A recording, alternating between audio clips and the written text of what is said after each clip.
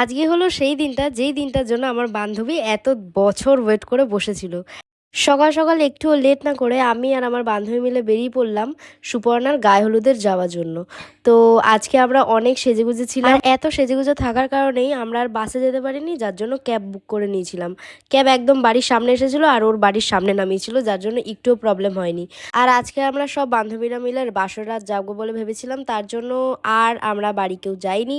এখানেই আমরা লাগেজ নিয়ে টোটালি চলে এসেছিলাম যে ওর বাড়িতে হাঙ্গামা করব। আমরা এসে দেখলাম ও ফটোশ্যুট করছে, তাই ওকে ডিস্টার্ব না করে ওর তো ঝটপট কটা ফটো তুলে নিলাম, সাথে নিজেদের। এইসব করতে করতেই দেখি বরের বাড়ি থেকে গায়ে হলুদের বাটি আর সাথে সব তত্ত্বও চলে এসেছে। তাই আমরা লেট না করে সব তত্ত্ব নিয়ে সাজিয়ে ফেললাম। আর এত সব কাজ করতে করতে খুব পরিমাণে খিদে পেয়ে গেছিল, যার জন্য লুচি তরকারি খেয়ে নিলাম। তারপর সবাই মিলে চলে গেলাম জলসইতে যাওয়ার যে এই এক্সপিরিয়েন্সটা আমার কিন্তু এর আগে কোনোদিনও হয়নি, কারণ আমি কারোর বিয়েতেই শুরু থেকে কোনোদিন থাকিনি। আমার বান্ধবীর বিয়েতেই এরকমভাবে আমি মজা করতে পারছি, আর এটার আলাদাই একটা ফিলিংস। মানে ভীষণ মজা হচ্ছিল সেই সময় আমাদের। আর তাড়াতাড়ি করে আমরা জলসয়ে চলে এলাম ওর গায়ে হলুদের পর্বে। ও আমাদের জন্য ওয়েট করে বসেছিল।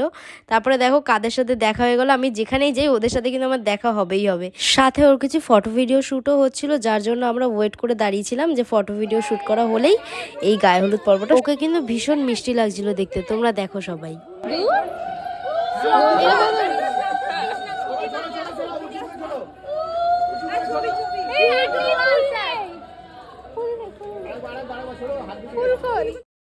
এরপর বিয়ের যে রিচুয়ালসগুলো হয় সেইগুলো কিন্তু খুব সুন্দরভাবে পালন করা হচ্ছিল, আর আমরা সবাই সাইডে দাঁড়িয়ে সেইগুলো দেখছিলাম।